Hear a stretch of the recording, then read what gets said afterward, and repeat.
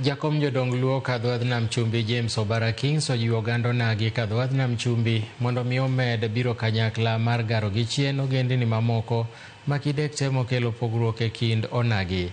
Obara mane loso Mazira seromo manokelo kanyakla joluo modak e kaunti ma Kilifi ne bendo jiwo onagi mondo sir paro ma ichwalo gi migosi Raila Odinga kata bed ni pok oyango chung' mare e laro kom tend piny e yiero mabiro. Joja oko gi lep mathoth. En romo mane obagi Mazira se kaunti ma Kilifi mane okelo kanyakla tend jodong luo kadhodh nam chumbi kotelnegi kod jaduong' James Obara Kings kaachiel kod jodak e kaunti no ma Kilifi. Kae kuku mar wach ne en riwo wi onagi duto e kaunti no mondo mi gilos gi duol achiel korka weche mag siasa kod dongruoge mamoko. Wabiro kanyakla achiel eka dwa yudo kombe mwadwaro. Kwa kae kachieth winy to kombe go kwadhi yudo. Wanyalo decide ni kae wakete ng'atwa, kae wakete ng'atwa, kata bedo gi ji ariyo moko adek, mano be okonyowa. Ka wariwore, onge gima wabiro kwayo county government kama ok miwa.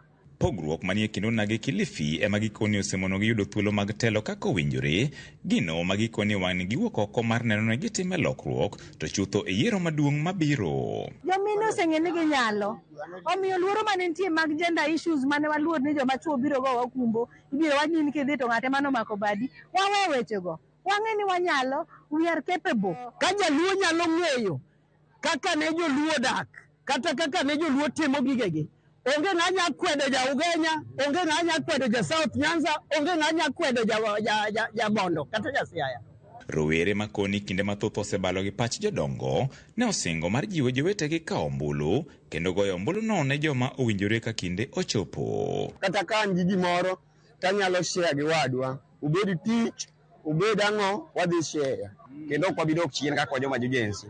Wadani wamakre gi jodongo gi, to ketwa kamoro achiel, to kiribok waba, to wabedo gimoro adi. Wagoyo kanyakla mondo de waher ni joluo oriwre. Kaka jodongwa gi osariwowa kama. Wan kaka Gen Z, wasupport riwruok mar joluo ni. Mondo wayud kata tich wambe mbele kacha. To Gen Z duto manie piny Kenya mangima, sana sana man Kilifi ka, akwayo mondo ukaw ombulu.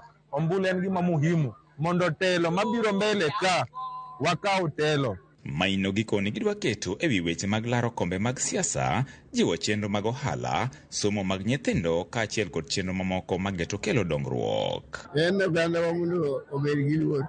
Kata ka Odinga wacho ni ok wanyal kawo komni, lakini en ong'e kuma obuterowa. Koro waluwa bang'e, kabisa.